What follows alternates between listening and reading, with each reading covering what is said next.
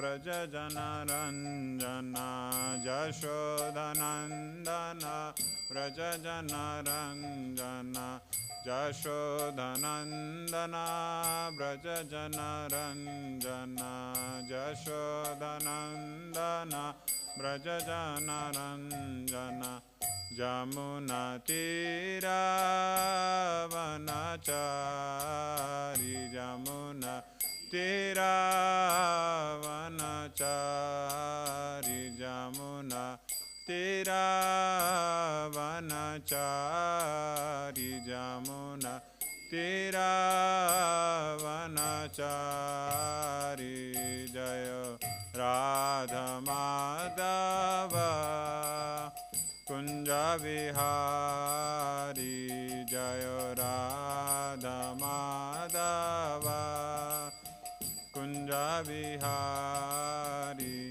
Jaya Radha Madhava Kunja Vihari Jaya Radha Madhava Kunja Vihari Hare Krishna Hare Krishna Krishna Krishna Hare Hare Hare Rama Hare Rama Rama Rama Hare Hare Hare Krishna Hare Krishna Krishna Krishna Hare Hare Hare Rama Hare Rama Rama Rama Hare Hare Hare Krishna Hare Krishna Krishna Krishna Hare Hare Hare Rama Hare Rama Rama Rama Hare Hare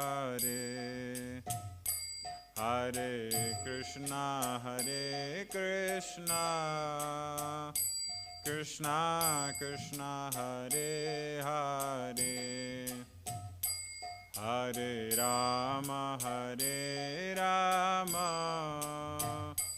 Rama Rama Hare Hare Hare Krishna Krishna Krishna Hare Hare Hare Rama Rama Rama Hare Hare Hare Krishna Krishna Krishna Hare Hare Hare Rama Rama Rama Hare Hare Hare Krishna Krishna Krishna Hare Hare Hare Rama Rama Rama Hare Hare Hare Krishna Krishna Krishna Hare Hare Hare Rama Rama Rama Hare Hare Jaya Prabhupada Prabhupada Jaya Prabhupada Jaya Prabhupada Prabhupada Jaya Prabhupada Jai Śrīmad-Bhāgavatam ki Jai. Śrīmad-Bhāgavatam. Sorry. Om Namo Bhagavate Vasudevaya.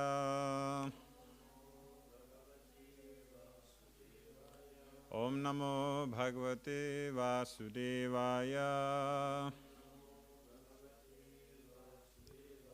Om Namo Bhagavate Vasudevaya. Reading from Canto 4, Chapter 9, Text 15.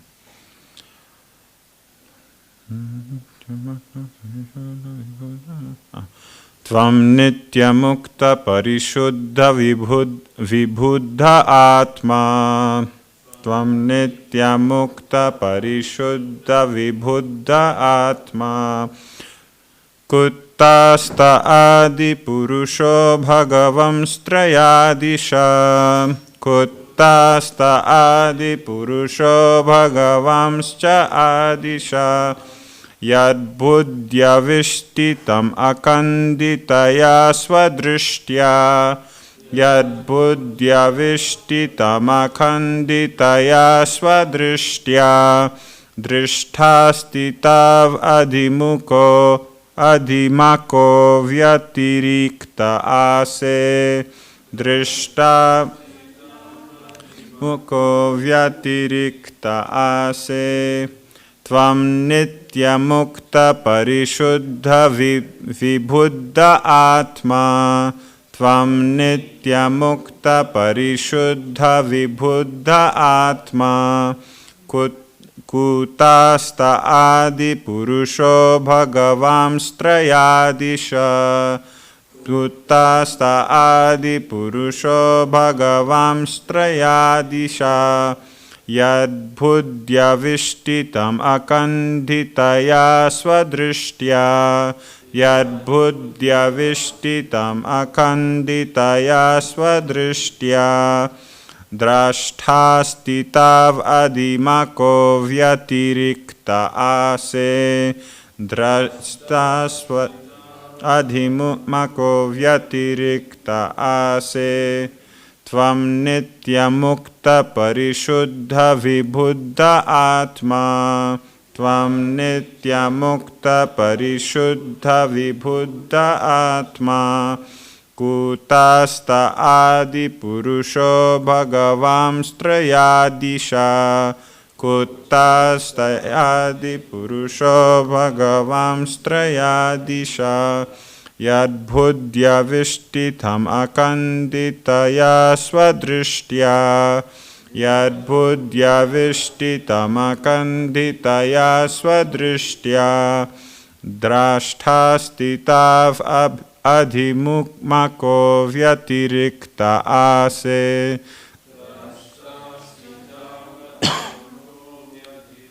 Da ase. Sure, Mariji. In the third line, third word, Yeah. you pronounce different than it's written there. Is it listed there? Which one? Avastiti. Avastita. No, it's correct there. I mistake. My bad. Thank you.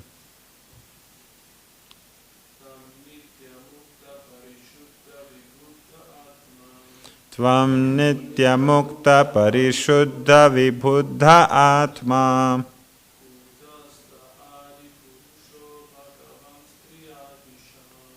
Kutasta adi purusho bhagavamstrayadisha.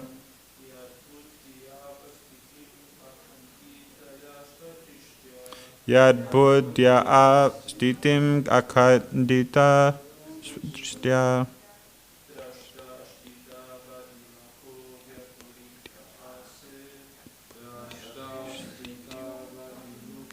Vyatirikta ase. Mataji's? No? Okay.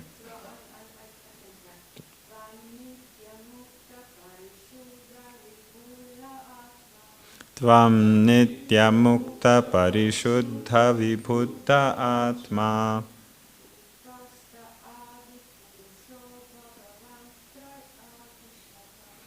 Kutasta adi purusho bhagavamstrayadisha.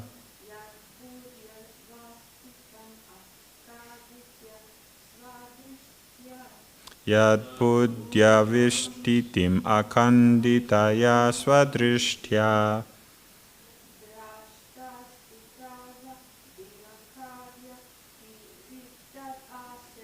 Drasthasti tav adhimako vyatirikta ase. Word for word. Tvam, you, nitya, eternally, mukta, liberated, parishuddha, uncontaminated, vibuddha, full of knowledge, Atma, the Supreme Soul, Kutastaha, changeless, Adi, original, Purushaha, person, Bhagavan, the Lord full of 6 opulences, Trayadishaha, master of the 3 modes, Yat, whence, Buddhi, of intellectual activities, Avishtitim, all stages, Akanditaya, unbroken, Swadrishtya, by transcendental vision, Drashtha, you witness, Stitau, for maintaining the universe, Adhimukaha, enjoyer of the results of all sacrifices, Vyaktiriktaha, differently, Ase, you are situated. Translation. My Lord, by your unbroken transcendental glance, you are the supreme witness of all stages of intellectual activities. You are eternally liberated. Your existence is situated in pure goodness, and your existence is in the Supersoul without change.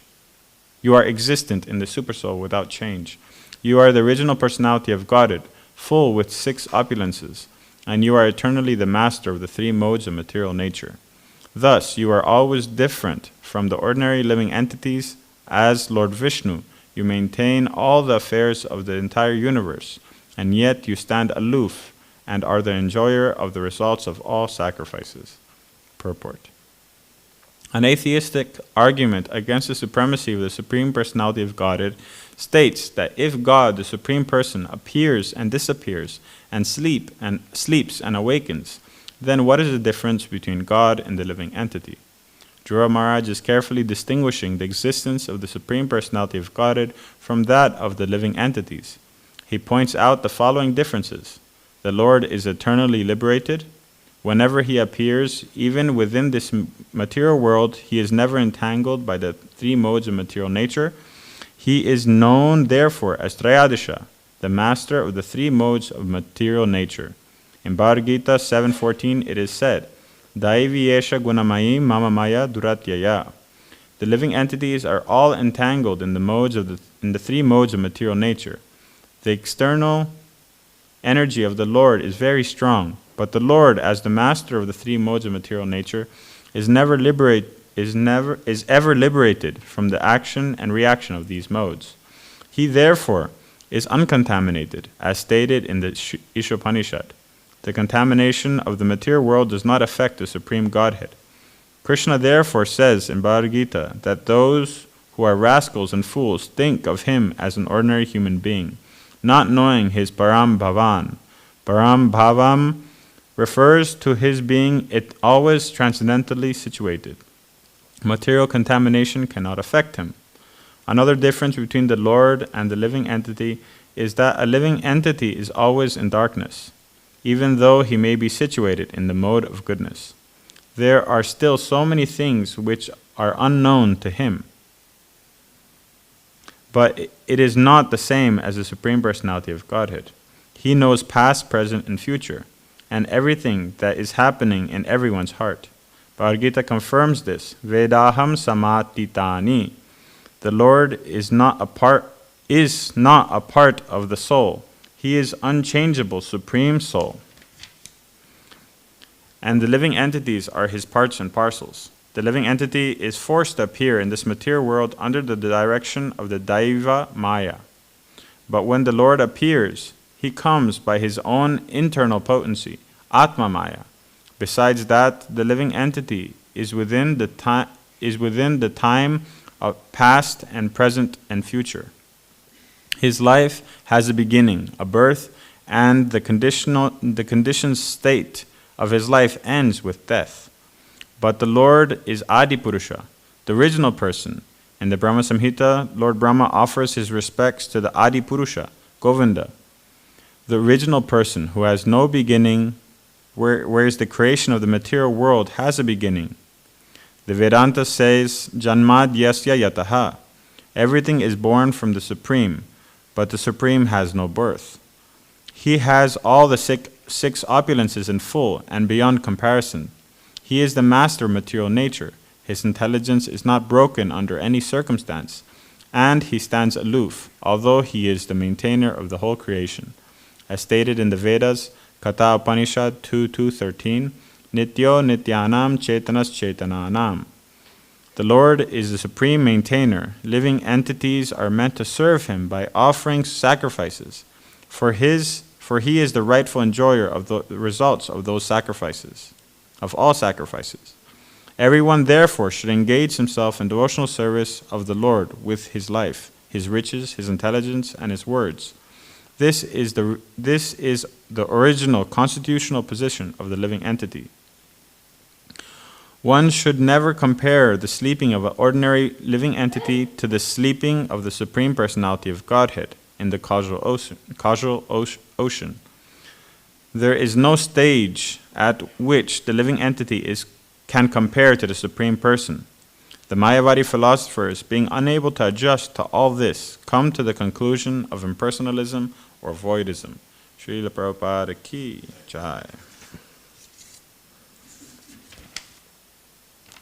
Narayanam namaskrityam naram chaiva narottamam devim saraswatim vyasam tato jayam udirayet mukam karoti vachalam pangulam gayate girim yakripatamaham vande Shri Gurum Dinatarinam Paramananda Madhavam Shri Chaitanyam Ishwaram Nama Om Vishnupataya Krishna Prasthaya Bhutale Srimate Indradumna Swami Tinamine Namo Prabhupada Pridasaya Jagannatha Yatrananda Murtaye Bhakta Sukena Krishna Kirtanena Narasimhena Rakshataya Namaha Nama Om Vishnupadaya Krishna Prasthaya Bhutale Srimate Bhakti Vedanta Swami Nitinamine Namaste Saraswati Deve Gauravani Pracharine Nirvishesha Shunyavadi Paschatya Deshatarine Vancha Kalpatrubhyascha Kripa Sindhuvyevacha Patitanam Pavanebhyo Vaishnavebhyo Namo Namaha.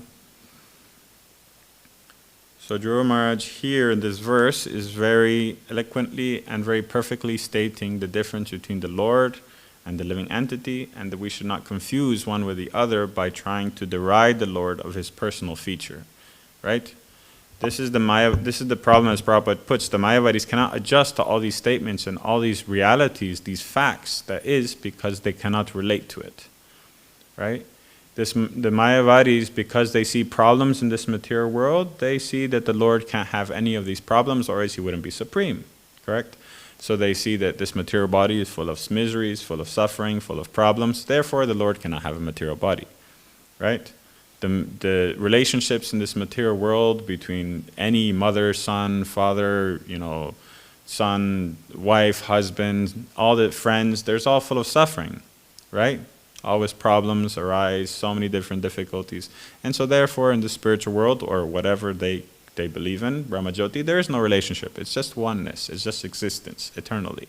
There cannot be any relationship, because if there's problems here, there must be problems everywhere, and therefore there must not be any relationships there. So anything that they can relate to here, they see problems, and therefore the Lord cannot have. They have to deride the Lord of any existence, material existence or physical existence, because then that means he also has all the problems that we have. But Dhruva Maharaj is very expertly putting it here that we cannot compare because everything he is and about him is perfect, right? Although he is in this material world, he is Triyadisha. He is the master of the three modes of material nature, and all suffering that we experience in this material world are caused by the three modes of material nature. And as Prabhupada puts, or as Dhruva Maharaj puts even in the translation, no, Prabhupada says it in the purport, that even if one is on the mode of goodness, still so many things, he's still in ignorance because he is not the knower of past, present, and future. He's not the knower of everything. So he's still in ignorance because he doesn't know so much. But the Lord, he knows everything, always. Past, present, and future. He's fully cognizant. And so therefore, he's never affected by the modes of the material nature. He is the Lord of the modes. And so therefore, it doesn't matter what the Lord does, is simply as a pastime. He is eternally perfect.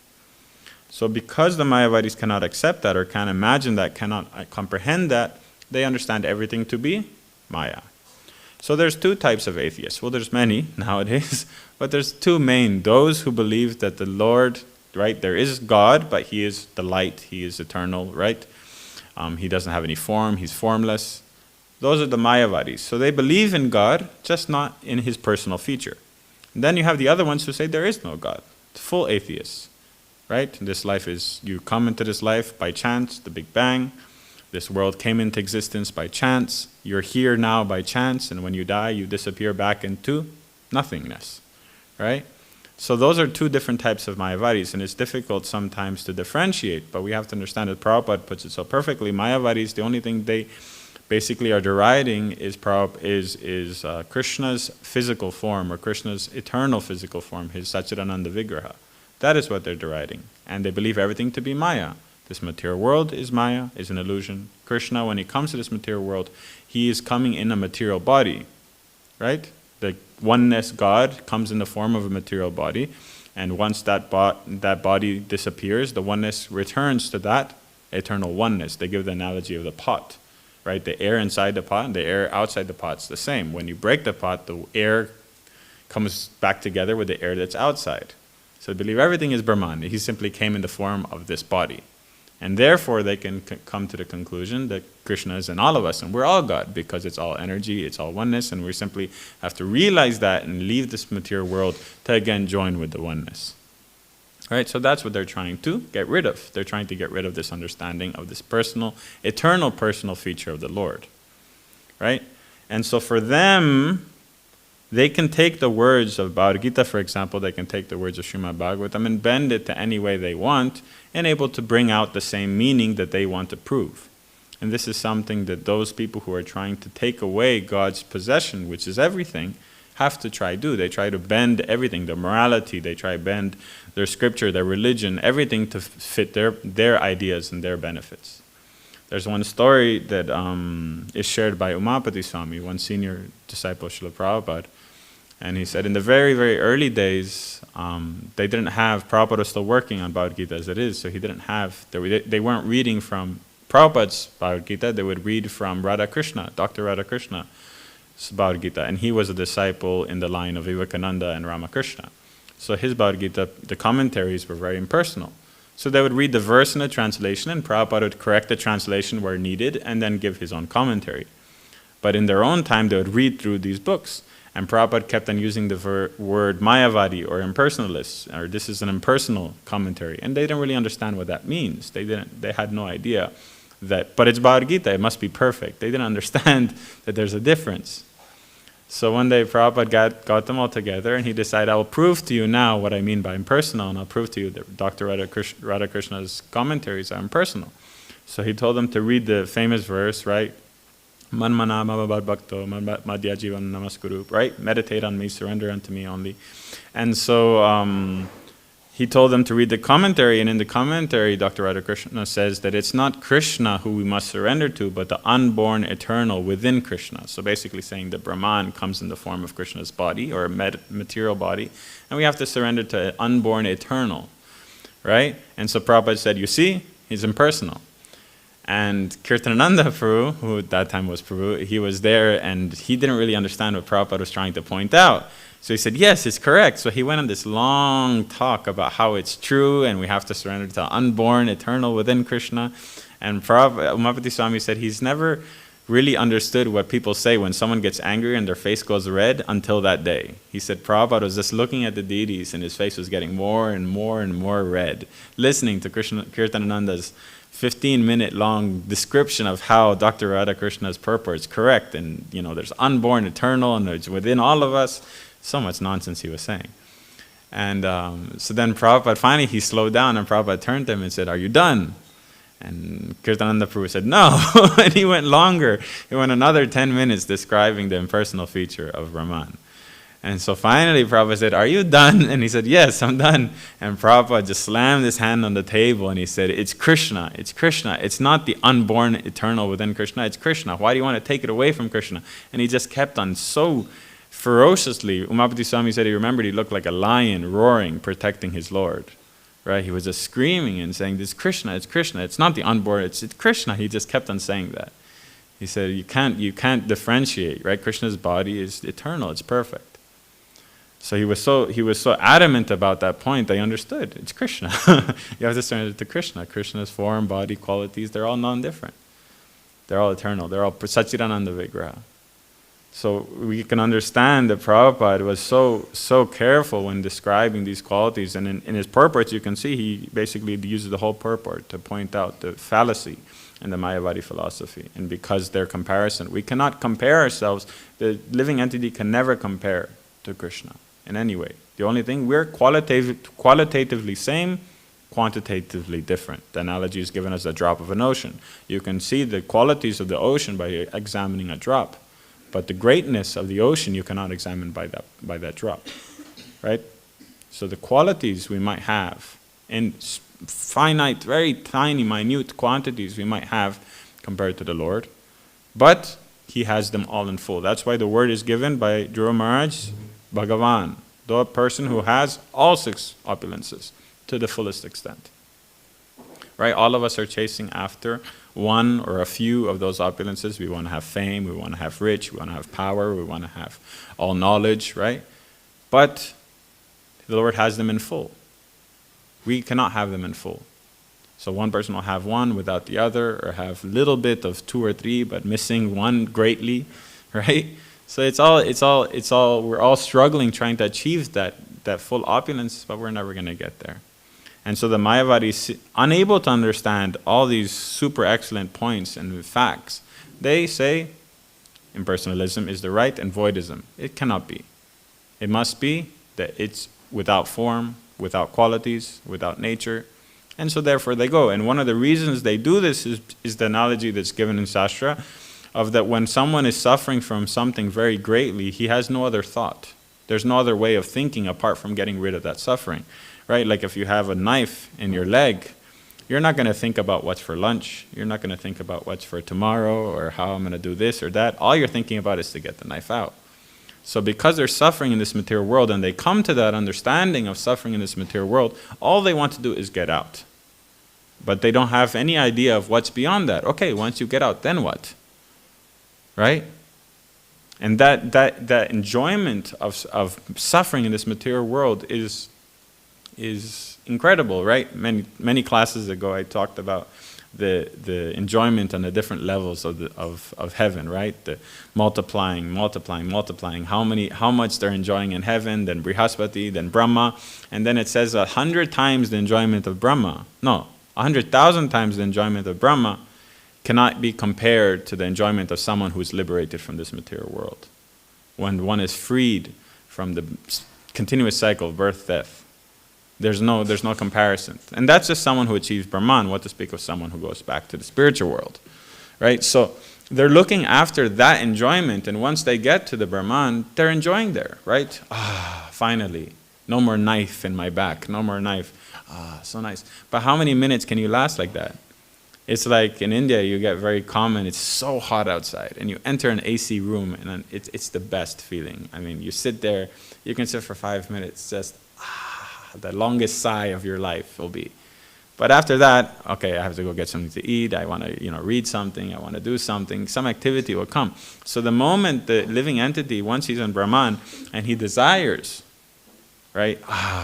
10,000 years, 100,000 years, millions of years, he's there with But after that, he's going to want some desire will come up, because the nature of the living entity is to search after happiness. And the nature of the entity is to act, to be energy. It's energy. Energy cannot just stay still. It has to be used.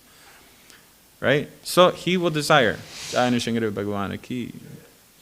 so when he desires, he cannot go up. Why can't he go up? Because he has no relationship. He has no relationship with the Lord. He has never developed any relationship. And so he has to come back down and again give another try to develop some relationship to the Lord to be able to go to him. Yeah? So this is one of the how would I say, the major disadvantages of Mayavadi philosophy. Yeah, you're liberated, and it's sayujya, you get to join, merge with the Lord. But at some point, right, it's eternity compared to this material world. But there's still a point in which the living entity will desire. And then he cannot go anywhere from there. And he must come back down. Right? And the other type of atheists, those people who completely deride the existence of God as a whole, that this is all by chance, Big Bang, whatever evolutionary theory they believe in from the scientists, the reason why they're so afraid of believing in God is because then it gets in the way of their enjoyment. Mayavadis are very austere. Those Mayavadi sannyasis, they're yogis, they're controlling their senses, putting themselves in great austerities to be able to understand that we're not this body. They spend their whole life in ascetic suffering, so to speak, or austerity, and able to understand we're not this body and we must give it up. But those atheists who want to completely negate the existence of a supreme as a whole is because they're trying to enjoy this material nature. And you cannot enjoy something if you don't believe that it can give enjoyment. You cannot enjoy something if you don't believe that there's something to get out of it. And if you give the idea that there's something greater outside, it diminishes what you're trying to enjoy in this world. Yeah? So by negating the existence of something supreme, and this life is all we have, right? You only live once, right? That common saying. So you have to get the most out of this life, and to hell with all rules and regulations, do whatever you want to. Be you, right? Be you and enjoy to your max extent this material life, because it's all you get. If they believed in God, or if they acknowledged the existence of God, it would get in the way of this mentality. And so therefore, they're very afraid of this idea. They're very afraid to think about anything. And what do? They spend their whole life ignoring and trying to cover up things that bring them suffering in their mind. The thought of death. No, eventually science will get there and we'll live forever. Right? The thought of suffering. No, medicine is catching up. You see, many years ago, right? They all say many years ago people only used to live 25 years. Yeah, that's in the West. India, people have been living over 100 years for millions of years. Yeah, in the colonial times in England, when they wouldn't take a bath once every 2 months, of course they were dying from diseases nonstop. And all glories to modern medicine that's told them to wash their hands once a week. Right? Yeah, they're living a little bit longer, but that's common sense. But no, modern medicine will get there. Science will get there. We'll live forever. We'll be happy, right? The common verse in Bhagavad Gita. Right? What's the demoniac mentality is? Ishroham aham bhogi, right? Siddhoham balavan sukhi, right? I'll become happy. I will have energy. I am strong. I am, right? This is the mentality. They constantly think, no, we're going to get there. And they just put it's like blinders like they have for horses on the road, So they can't see everything that's happening. No, it's okay. Yeah, that's over there, but it's okay. Or people are dying all over the world. No, but not in my house. It's okay. If they're confronted with the reality of this material world, they're completely shocked. And then what do? Because they can't deal with it, right? And they struggle and struggle and struggle and struggle. And of course, they need to find some vices to be able to enjoy something. It's like there's some people all over the world, but some people I personally know, they work 2 jobs. Their life is hell. I'm sorry, but it's absolute hell. Wake up, 4 o'clock in the morning, same time as us. But what do they have to do? They have to quickly get on their bicycle and drive 1.5 hours to their job on a bicycle. Why? They don't have enough money for anything else. All right? And they go on a bicycle to their work. They have to be at their work by 5:30. 5:30, they start their work. They work. They have a breakfast break at 9 o'clock. then work until 2 p.m., then they drive 1.5 hours back home. They get home 3:30, 4 p.m., take a bath, eat some lunch. It's already like 5. Then get back on their bike and drive 45 minutes to another place where they have a little store where they make some tea or some biscuits in the evening, and they're there till 11:30 at night. They get back home, eat some dinner at 12:30, sit and chat with their friends, and sleep 2 or 3 hours before they have to get up and do it all again. That's what you do when you only live once? I mean, seriously? Like, when you believe you're only going to live once and you have to enjoy this life, and that's what you do because you want to be rich? Forget about being rich. Go to the forest, make a hut, and live at least in peace. But no, this idea of consumerism, this idea of that I need to enjoy money, and money is the only thing that makes me happy, has taken over even their lives, even those people who are trying to negate God's existence. So it's such a miserable state of living for the struggle of a little bit of money that's not improving their lifestyle in any way. Right? So it's just, they're so focused on not trying to believe that there's something supreme, that there's some creator. There's one story that, just on this point, there's one story, I think it was Isaac Newton. He was a great believer in God and creation. He thought that there's some creator behind it. So one day he was with a whole bunch of his colleagues, other scientists, and they were discussing that there must be a creator. And the other person was very adamantly against it, saying, no, it was a big bang, the cosmos came into creation. And Isaac Newton was trying to prove the point that, but look how perfectly it was made. If this planet was just a few degrees in another axis or in another rotation, it would collide with another planet. Or it would be pulled into the gravitational pull of the sun and it would be burnt. Right? Everything is so perfect and like going perfectly through each other with, how can that be by chance? And he's trying to argue that point. The guy, no, by chance. So he had enough. So he went and he made like a figure of the cosmos, very expertly painted, very beautifully done, a whole design, like model of the cosmos. And he left it on the table. And the man came, who made this?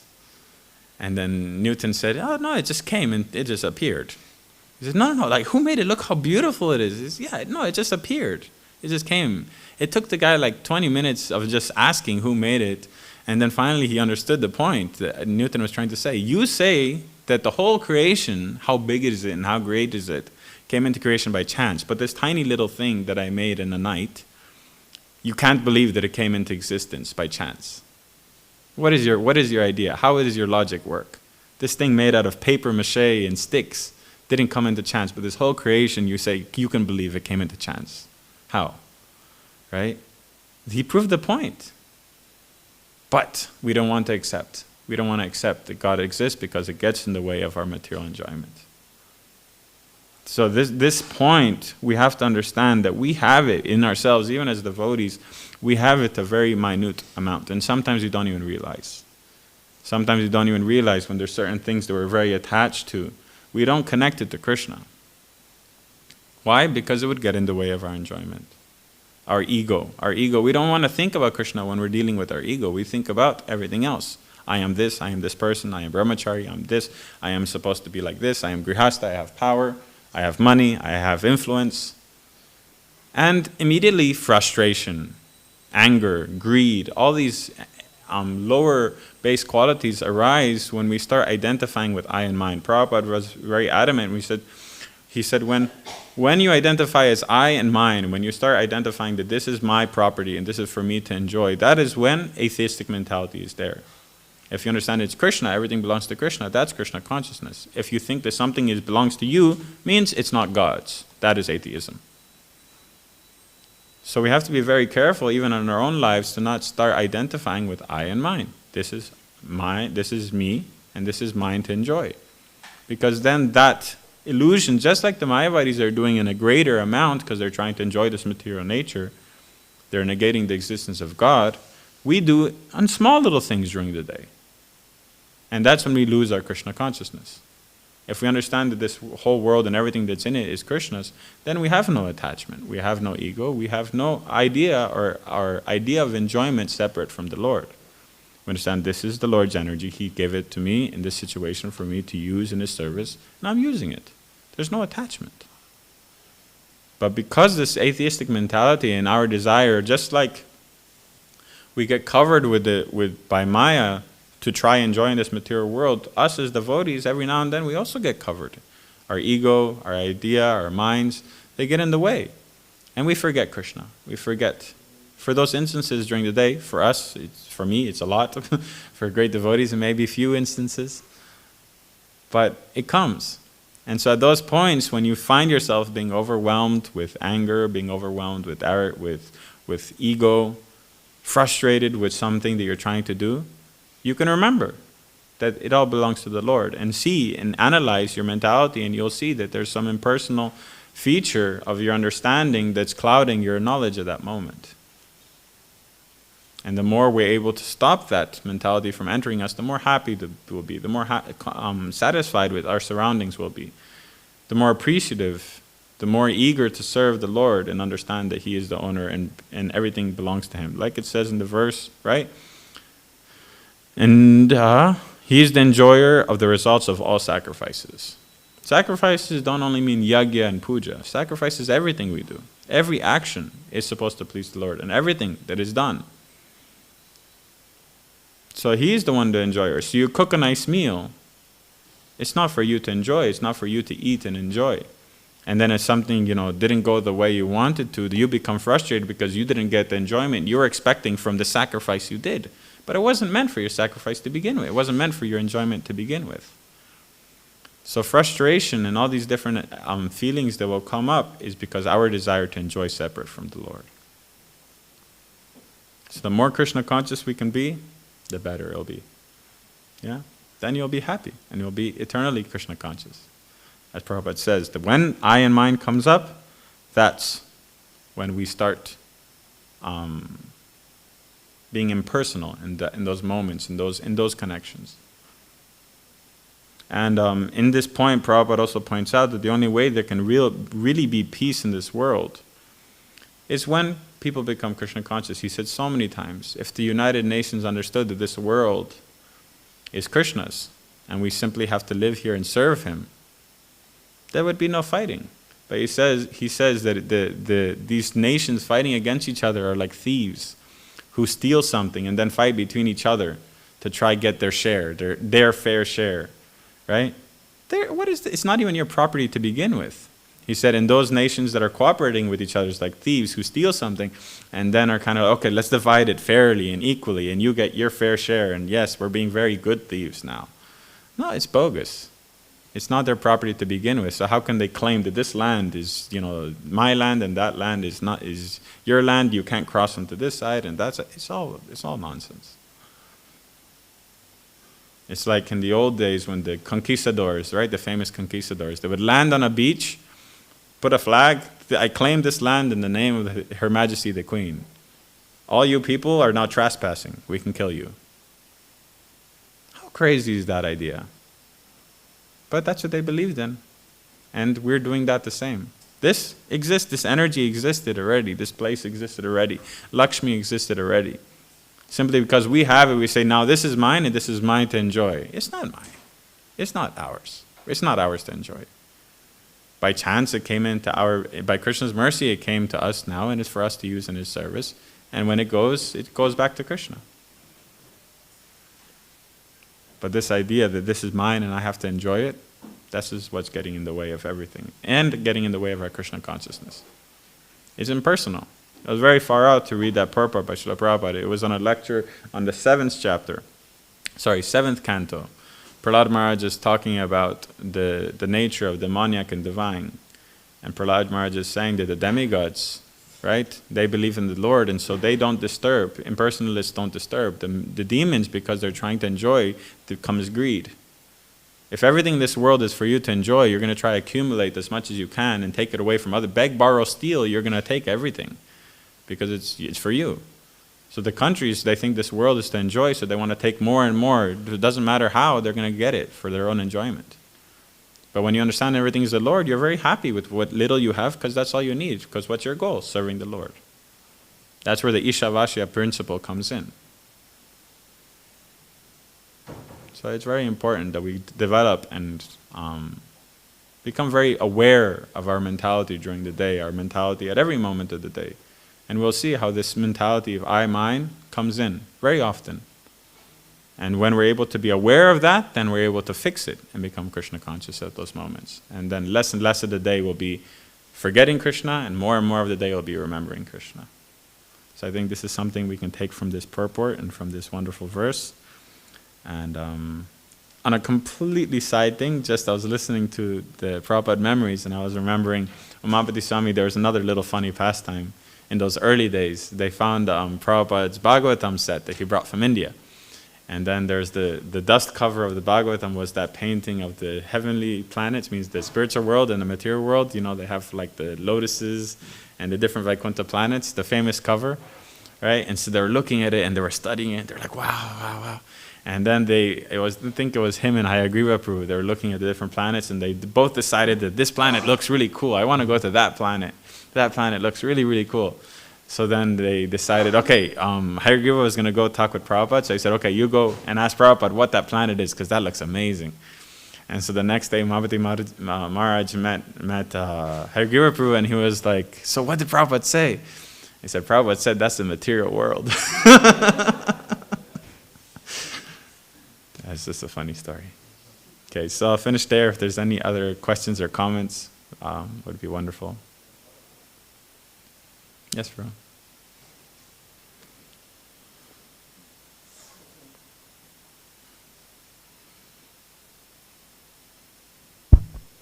Hare Krishna, thank you for the lecture.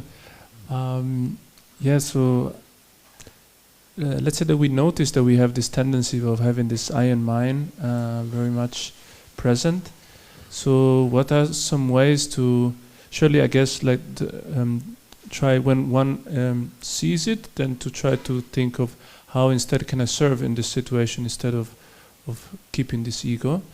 Are there other ways or other solutions how to try to get rid of these tendencies? Mm-hmm. Well, there's many different instances. Sometimes it's a little bit more subtle, sometimes it's a little bit more gross. But generally, when we understand that we have some, ego connected to certain objects or things in our life, the best way is to understand how am I using this in Krishna's service, right? If you're not using it, then you shouldn't be doing it. But if you find a way in which you're using it in Krishna's service, try use it more in that capacity, less in your own enjoyment, right? For example, phones, right? How much of the day are we using it in Krishna's service, and how much of the day are we simply a way in which to escape our Krishna consciousness and enjoy the material nature, right? And so when you're conscious of that, then you can start regulating how much you're using it for Krishna's service. Of course, it's still our material enjoyment, and if you're able to, cut it out all the way, fully use it only for Krishna's service. But if you're not, then you can start regulating. And regulation is a way of purification. Right? It's just like a devotional service. In the beginning, sakam karma bhakti, right? You have a desire for something, but you offer it to Krishna. You like pasta, you cook pasta, but you offer it to Krishna. Then later on, it starts becoming about what you like, starts becoming what Krishna likes. And so therefore, Krishna says he wants to eat this, and so therefore you cook that and you offer that. And then the highest point is, what does Krishna like to cook? I'll only cook what Krishna likes to eat, and therefore I'll make that and offer it back to him. Right? So you can go through the stages. But first you start by recognizing, like you said, recognizing a problem. Once you can recognize the problem, then you can make steps to fix it. And like there's also the pastime where that person, he was very addicted to drinking wine. He liked the flavors and the tastes and the tangs and the different ages, and it was very fancy, right? And so Prabhupada was teaching him and telling him that, it's not good. And the person said, but I still have an intense desire. And so Prabhupada said, okay, so you can continue with your purification, but offer what's good in the wine to Krishna. So he went home, he opened a nice bottle of something fancy name, right? Poured it in a glass and decided, okay, I'll offer what's good in it for Krishna. And he's thinking, okay, what's good in it? Barely anything. There's a little bit of sugar and some water, but everything else is rotten and, it's been gone for many, many, many years. And so slowly, by analyzing and understanding, Prabhupada gave him the tools by which he could purify that desire by understanding how gross it was. And then give him something higher. But there's also other instances where, like, there was one person came, very fancy gentleman, businessman in a suit, very appreciative and very nice, but very materialistic. And so he came for darshan, and he was talking with Prabhupada. And Prabhupada was talking about how animal life is eating, sleeping, mating, defending, and there's nothing else. And so if you're only doing that, then you're living like an animal. And the person said, well, yes, I like doing that. And Prabhupada said, so you're an animal. And he said, okay. He was, okay, there was no effect. There wasn't any shame or anything. He said, yeah, I like, I have girlfriends, and I like to enjoy, and that's all I want to do. I eat, sleep, mate, and defend. That's all I do. And I'm living like an animal. And he was okay with it. There was nothing to catch on to. Prabhupada's trying to preach him, but he was totally fine being in ignorance in this material world. He said, okay, so I'm an animal. It's okay. But he was being very polite and nice, and so Prabhupada said, okay, this won't work, bring some prasadam. So they always had a jar of gulab jamuns, imagine that. Anyway, they had a jar of gulab jamuns, and Prabhupada said, give him a gulab jamun. So he took the gulab jamun in his hand, and he's saying goodbye, trying to leave the room, and Prabhupada wasn't going to have it. Prabhupada had to make sure he sees the person eat the prasadam. So he said, eat it. And the person said, no, I'll take it home. And I want to eat it home. And Prabhupada said, no, you have to eat it now. And so the person took a bite. And you never take a bite out of a gulab jamun. The juice goes everywhere. And he had his fancy cufflinks and his silk shirt and everything. So it's dripping already down because he's been holding it for 5 minutes. So he takes a bite and the juice squirts out and it goes all over his suit and everything. But he's still happy. And he's like, wow, that's really good. I'm going to take the rest home and put it in my rum tonight before I go to sleep. And Prabhupada said, no, this is prasadam. You can't put it in your rum. He says, no, it's very tasty. It'll go really good in my rum. I want to take it home. Can I have another one? And Prabhupada just completely gave up. And he said, the prasadam will do its work. So he gave him another gulab jamun. The person was very happy, very appreciative. Thank you so much. It was so wonderful to be here, and left. So in those instances, when you can understand there's a problem, you can do something. But in that person, he didn't see a problem with anything he was doing. So Prabhupada, gave him the preaching, he heard the kirtan, he had some prasadam, and it'll take effect. So in those cases where we see that we're kind of helpless, then we have to just surrender to the highest form, right? Read Śrīmad-Bhāgavatam, chant with the devotees, follow your sadhana to the best of your ability, and eventually through purification, we'll start seeing the problems. When you start seeing the problems, then we can start doing something about it. It's like when you're chanting, the purification starts showing you all the dirt you have in your heart. You don't start chanting, you don't see a problem. And that's why some devotees, they start chanting, they say, I'm so much more entangled now that I started chanting. Before I was so happy. Ignorance is bliss, no? But now they're seeing all the dirt. Then you're like, wow, okay, I have a lot of cleaning to do. So you start recognizing the problem. So now that you can recognize the problem, then you have to make the conscious decision to do something about it. And the best way is to just start engaging it in the Lord's service. And recognizing how much are you actually using in the Lord's service and how much are you not. Then you're very honest about your level of progress and you can take it step by step. Does that make sense, Prabhu? Yes, Sanjay, Prabhu.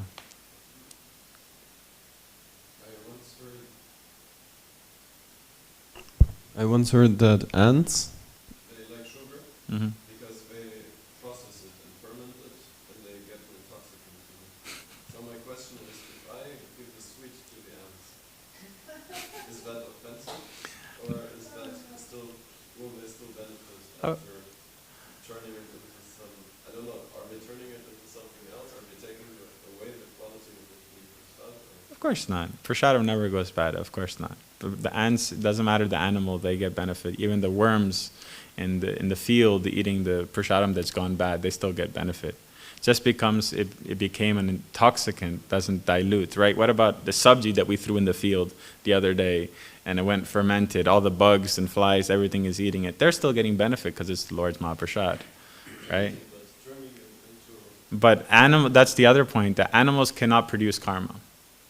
Animals are unable to produce karma. They're simply burning karma. The animals, they work on their four relative principles, right? Eating, sleeping, mating, defending. That's their 4 regulative principles. They cannot produce karma. They're simply burning. Only us as human beings have the choice when we can do good or bad activities. Animals just react to the situation they're given in. So no, animals, they're, how would I say, that's just the way that the Lord created them and made them in the way that they produce and they digest and they, you know. But they will get to them. Of course, of course, of course. There's also, there's elephants, they eat certain fruits and they ferment it in their trunks. And it's a way for them to aid the digestion, and they do it periodically when those fruits come up. The Lord made it so perfect that those fruits, they have to be fermented to be able to give the proper results. And so the elephants, they take those fruits, they let it ferment, and they eat it, and it helps the digestion. It's like a cleansing for their bodies. They're not getting reaction for doing that. It's part of their. It's like Ayurvedic doctors. They give you medicines. Many times there's alcohol in it, but it's not an intoxicant. It's a medicine. It's a tonic. So it's not considered to be breaking the four regulative principles, because what are you doing? You're fixing a problem in your body. Prabhupada also gives the analogy of a thorn. A thorn is used to take a thorn out. You can use it both ways. Yeah. Ramananda Prabhu has a question. About this intoxicant, it just reminded me that I think Chanani was Prabhu told a story when they were in Mayavadis, and they bring this juice from the state juice, and after sunrise it ferments, and some devotees in the beginning, when they still were living in the kutir, some devotees they were drinking this, and I don't know, was someone Krishna was wrong, someone he became very angry about it. And then Prabhupada came and he said, Prabhupada, they're using this drink, but it's intoxicant. And the other would say, no, it's not, it's very healthy and tasty or something like that. And then, they brought some of this drink to Prabhupada, and Prabhupada drank it and said, oh, tastes very nice. Tamal, I think you should get to everybody. Oh no. But this was not was a comment what I also heard about Umapati Swami, about this Mayavadi stuff. Yeah. I think I heard it also from Umapati Swami in the beginning when Prabhupada was always saying, yeah, Mayavadis and Mayavadis here and there and this and that. And then they thought, who is this Mayavadis? Maybe some sect in India. Prabhupada had a negative experience. Said, but Prabhupada, here this New York, we don't have Mayavadis. And Prabhupada looked at it and said, you are the Mayavadis. So to make the point that this tendency is in us, and it is actually in us. Therefore, Prabhupada wrote Bhagavad Gita as it is, to prove that's Krishna, that's Krishna's words, and we should not make anything up. And we see this so often. Devotees nowadays, they're reading some scriptures from the Goswamis or whatever, and then they find here we found something what is not, and then they make their own philosophy, and then it's like, now I have it, now Krishna belongs to me, and everybody who doesn't follow, doesn't believe, he doesn't have a relationship with Krishna, so only Krishna belongs to me. But there's some tendency in religious service, some religion, only we have the truth, and God belongs to us. He doesn't have any relationship with anybody else, and I'm the one who's judging this. So that's very, very dangerous, and this is Mayavadi philosophy, because we're taking Krishna out of the picture. We don't say, Krishna, you have a personality, you can't make your own decisions. Therefore, we have to make the decisions instead of you, and on top of it, we tell you who's right and who's wrong, because you may don't understand that Krishna. So, this is what all wars, all agitations about religious matters is based on Mayavad philosophy, that, we are the one, we are one with you, and on top of it, we tell you what to do, what to say. Yeah. Just for some reflection, because, we are the Mayavadis. Yeah, we're the Mayavadis. Yeah, it's the same thing. We're abusing and misusing Krishna's energy in the form of knowledge, right? In the form of Shastra, using it to our own benefits, bending it to our will, right? No, it's the same thing. It's just like we misuse all of Krishna's energy, his wealth, his land, everything, for our own enjoyment. We'd also take his books and then, prove, no, this is, you see, it's proving what I feel is correct. It's proving what I want to do in my life. And therefore, it's all bona fide. People doing the same thing with morality all the time, right? They're saying, no, it's correct because of this and that. No, just proving their own desires. It's a fact. As Prabhupada says, the Mayavadis is unable to accept all this, right? He says, Mayavadi philosophers, being unable to adjust to all this, come to the conclusion of impersonalism and voidism. They're unable to accept it the way it is, and so therefore they go all the other ways to prove it this way, that way, and make their own commentaries. Prabhupada is very strict on that. And especially in the early days, so many other books were coming into circulation that weren't bona fide, and Prabhupada was very careful, trying to show the devotees the proper way, the proper road, the proper... and we have to just be very chaste to that. There's so many wonderful things out there, and so many wonderful descriptions of the heavenly planets, and so many things that can get us distracted from our goal. But we have one goal, and Prabhupada showed us the way there. We don't need to look anywhere else. It was important to get this explained by Acharya, who saw the truth and who got it from his Acharya. Yeah. And it's like, because Krishna is a body of knowledge, and all bodies, when you look at it, you say, oh, this body looks very nice, a beautiful man, beautiful woman, but then they go to the toilet, so therefore this body is not nice. So there's always two sides on it. Even in knowledge, there are two sides. On one side, I may agree out of my personal understanding, and one side may I not agree, but it doesn't mean I only can accept this, what I agree. Yeah. So I have to take both in consideration, and because I cannot see it, I need somebody who explains it to me. Yeah, exactly. Hendrik has a question.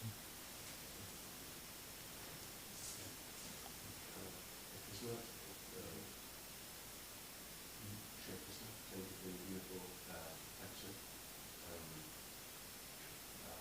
I had this question of what if I don't trust in this God thing because I've heard the stories of church and whatever, and but I still want to have my material life, but maybe I want to have to experience spiritualizing of my activities. I thought about that, and then you brought up this very intelligent thing Prabhupada said, and this is my question. When people want to enjoy sex, because I don't believe in God, and sex is the best I know. So Exactly. Is this a way to? What's the good in it? Well, to do with sex life and exact, there's many rules and regulations and ways in which Krishna shows that the proper union for progeny, right? That he says, I am that, because it is a great enjoyment in this material world, but there's to not become illusioned and to become completely overwhelmed with that kind of material sense enjoyment. There's certain pathways in which we can continue being Krishna conscious, like we have Grihastha Ashram, right? And we engage in that activity for progeny to be able to purify that desire we have, right? Everyone has the desire for that. But by engaging in Krishna conscious, then we are working towards becoming purified. So it's one of those anarthas that we have, which is extremely difficult. Sex life is extremely difficult to get over in this material world. So therefore, Krishna gives us such a wonderful facility to be able to purify that desire. And he gives the same to all the other desires that we have. He gives an ability and a way in which we can purify those desires. You understand? Yes, I try to picture it in my mind, because there seems to be at least two sides, or basically two sides. There, I must, when I don't trust in God, I must increase my distrust in God to have the only thing I have. Yes. To be able to enjoy it. Yeah, then I thought about what about people enjoying the world and still say, yeah, I love spirituality, or I am spiritual, or I believe in Krishna, yeah. There must be some tipping point in where there is this. I cannot really It's basically the honesty of the individual person, right? For example, if I have a very intense attachment to car racing, yeah, I am very attached to cars. I like fast cars, and I understand it's a material enjoyment. It's something that is taking me away from Krishna consciousness. It's taking up time where it could be spent in the service of the Lord. But I'm attached, and so I tell the Lord, I'm sorry, but it's something that I like to do, and so I'm going to give my time as much as I can to you, but I have to engage this material desire that's just overtaking me completely. And so I'm very honest about my progress. I'm not saying, no, I'm as good as those people that are fully surrendered and are completely Krishna conscious, but I understand I have this material desire, and therefore I am engaging with it. So if the person understands, like you said, I have these material desires, I have to deal with them, but I also want to surrender to the Lord. So as much as I can, I'm going to surrender to the Lord, but I'm still asking the Lord for his, not blessing, his forgiveness, that I'm still, have to engage in these material desires I have, with the hopes that he will help me purify those desires and slowly become more and more detached and attached to him. Does that make sense? So that's why everyone has their own level of progress. And that's why Krishna consciousness is so inclusive, all-inclusive, that those people who have full of material desires, there's a way for them. Chant 1 round a day. Chant just a little bit a day. Worship a picture of Krishna. To whatever extent you're able to give to Krishna, give that much. But with the aspiration that he will help you become more and more. If that desire is to love him, he will slowly help you purify all those desires any way that he can. But you have to be honest about what your desires are. Not saying that, no, I'm fully spiritual because, I do circles around my picture and I chant Hare Krishna 5 times. Or 2 times, or 1 time, right? No, you're honest about your desires. So for me, it seems like this thinking, it is everything spiritual already, is the best.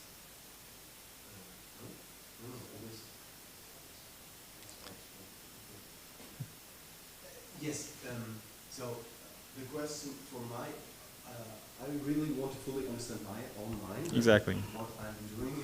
Yeah. And my question is, thinking I'm doing not spiritual things is actually more near to spiritual life than thinking, oh yes, this is all spiritual. Exactly. Being understanding the difference. Yeah, and when I think I'm already very spiritual, that is danger. That is seems. For my mind, the word spiritual is spiritual. Yes, exactly. But we have to understand the difference, right? It's kind of like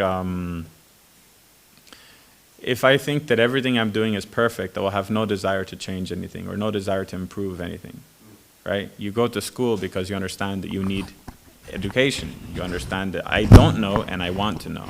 But if you think that everything that you're doing, anything that you're doing in this material world is perfect and it's already spiritual, then yeah, taking drugs is spiritual, engaging in illicit sex is spiritual. Everything is spiritual because it's all, no, this is absolute nonsense. When you recognize that this much of my day I'm going to do spiritual activities and the rest I'm trying to purify, but I have desires and I have to engage those desires because they're my attachments. Right? But with the desire to slowly increase the amount of full 100% spiritual activity you do, that will become purifying to you in your life. But like you said, be honest. You have to first recognize the problem. What is the problem? That we're trying to enjoy material energy separate from the Lord. And so therefore you can take it step by step. But if you don't recognize where you are in the process of spirituality or in the process of Krishna consciousness, it's very difficult to get anywhere because it's just like everything's okay, it's all good, it's all bona fide. It's difficult. You have to recognize how much are you trying to be actually Krishna conscious or God conscious, and how much are you simply engaging your material desires and without any idea of what's right or what's wrong. Does that make some more sense? Yes. Yeah, it's more about understanding your level of progress. Understanding your level of Krishna consciousness, of God consciousness. And so when you're honest about that, then you have a stepping point, then you're starting. It's kind of like you want to learn a certain skill. Yeah? And I'm going to learn skiing. I'm going to learn how to ski. So first thing you do, you go on the snow, you stand on the skis. Can I even stand on the skis? Okay, I can stand on the skis. Then you try go a slight angle. How am I going? Am I able to balance? Okay. So then you know your level of skiing. You're not going to go to the tallest peak and jump off and I'm going to make it. No. You have to be honest about you are. Then someone can teach you. Okay, so you're at this level, I'll teach you the basics. You're at this level, I'll teach you the intermediate. So when you're honest about your level of Krishna consciousness, then you have a starting point. Okay, then I have to do this next. I have to do this. I have to fix this. But like you said, if you think it's all fine, it's all spiritual, then you have no reason to do anything and you think you're perfect. Yeah? Anyway, if there's more questions, you can always ask, at any other time. But we're a little bit over time now, yeah? There is still one question. We can talk after the class. I'll finish officially and then we can talk more after, yeah? Okay. Grantaraj Śrīmad-Bhāgavatam ki, Srila Prabhupada ki, Jai Nitai Gaura Premanandi.